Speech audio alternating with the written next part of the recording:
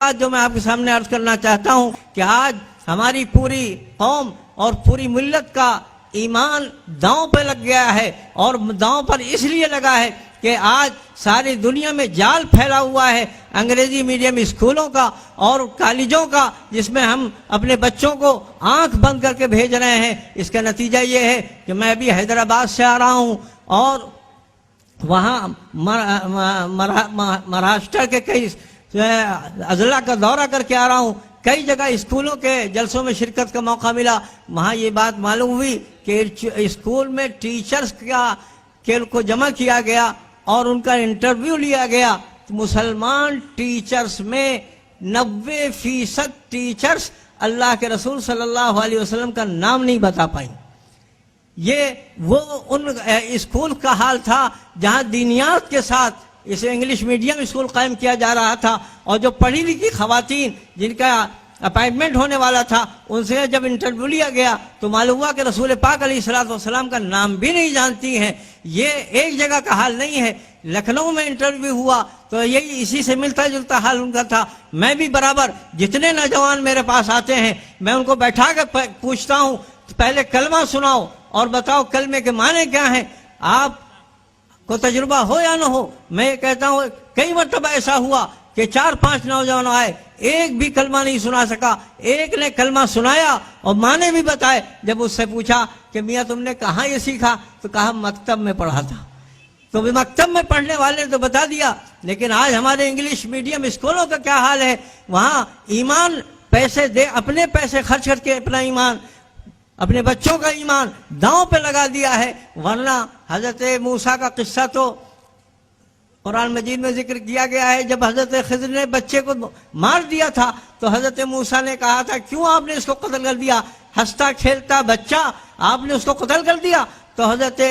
خضر نے کہا آپ نہیں جانتے یہ بچہ کافر ہو کر پروان چڑھنے والا تھا، اور اللہ کا منکر، اللہ کا ملحد اس لائق نہیں ہے کہ اس دھرتی پر زندہ رہے۔ تو وہ عقیدے کی اہمیت کو سمجھتے تھے، اور قرآن نے غالباً ذکر بھی اس واقعے کا اس لیے کیا ہے تاکہ ہر شخص کو اپنے بچوں کی فکر ہونی چاہیے، تاکہ بعد میں قیامت میں وہ آپ کا دامن نہ پکڑے کہ تم نے ہمارے ساتھ کیا سلوک کیا ہے۔ اور یہ ہوا اس لیے ہے کہ پوری اس کی تاریخ ہے جو ہمارے علماء اور دانشور حضرات بیان کریں گے کہ یورپ کی جو برکتیں ہم کو حاصل ہوئی ہیں ان میں سے ایک برکت یہ بھی ہے کہ ہمارے کالج میں ہمارے اسکولز بالکل دین سے الگ ہو گئے ہیں، بے بہرا ہو گئے ہیں، بلکہ بے حیائی کے، بے شرمی کے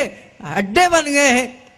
اور ہمارے یہودیوں کی جو سازشیں ہیں ان میں سے ایک سازش یہ بھی ہے کہ سب کو حرام مال میں مبتلا کر دو، سب کو سود میں مبتلا کر دو، سب کو بے حیائی میں مبتلا کر دو۔ جہاں جس قوم میں یہ دو باتیں آ جاتی ہیں وہ قوم بے ہمت ہو جاتی ہے، بے حوصلہ ہو جاتی ہے، بے غیرت ہو جاتی ہے، بے حمیت ہو جاتی ہے۔ آج وہی بے حمیتی اور بے غیرتی اس درجے میں پہنچ گئی ہے کہ بڑے ٹھنڈے انداز سے وہ کہتے ہیں ارے اب تو ہو گیا، میں کیا کروں۔ ہمارے حضرت مولانا قاری صدیق صاحب رحمۃ اللہ علیہ سے ایک صاحب تعویذ لینے آئے اور کہنے لگے مولانا نام پوچھنے لگے، ذرا نام بتائیے۔ تو ان کی بیٹی تھی تو انہوں نے جو نام بتایا اس کے شوہر کا، مولانا چونک گئے اور کہنے لگے تم کو شرم نہیں آتی، ایسے آدمی سے تم نے شادی کر دی؟ تو کہنے لگے حضرت اب کیا کریں، جب ہو ہی گئی ہے تو محبت کے ساتھ رہیں۔ بے غیرتی کہاں تک پہنچ گئی ہے اس کا اندازہ لگایا جا سکتا ہے۔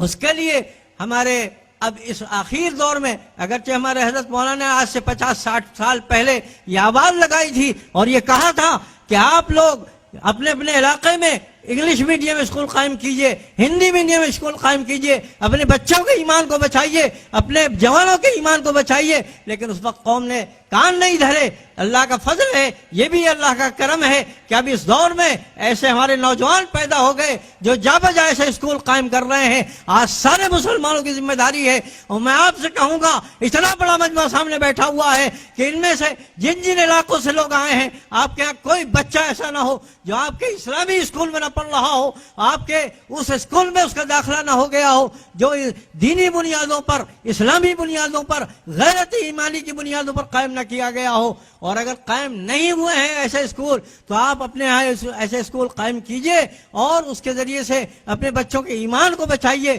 ورنہ خدا نخواستہ ایسی لہر آئے گی کہ معلوم ہوگا کہ ہمارے بچے تو بہت بڑی تعداد میں ہیں لیکن وہ ہمارے نہیں ہیں۔ تو میرے بھائیوں اور دوستوں، باتیں تو بہت ہیں اور اس کی تفصیل بھی بہت ہے، لیکن میں چند باتیں آپ کے سامنے کہنا چاہتا تھا۔ یہ 5 باتیں ہیں جو اپنے ساتھ لے کر آپ جائیں، اور اس کے لیے جو کچھ آپ کر سکتے ہیں وہ کریں، اور اللہ نے آپ کو صلاحیت بھی دی ہے، اور اللہ تعالیٰ نے استعداد بھی دیے ہیں، اسباب بھی دیے ہیں، وسائل بھی دیے ہیں، ان کا استعمال کر کے جہاں آپ ہیں وہاں بھی قائم کیجئے، اور جہاں قائم نہیں ہو پا رہے ہیں وسائل کی کمی کی وجہ سے، آپ اپنے وسائل کو استعمال کر کے وہاں بھی قائم کروائیں، اور مولانا الیاس صاحب نے جو اسکول کا سلسلہ قائم کیا ہے اس کو بھی آگے بڑھائیں۔ اللہ تعالیٰ ہم سب کو صحیح سمجھ اور ایمانی غیرت و حمیت عطا فرمائے۔ وآخر دعوانا الحمدللہ۔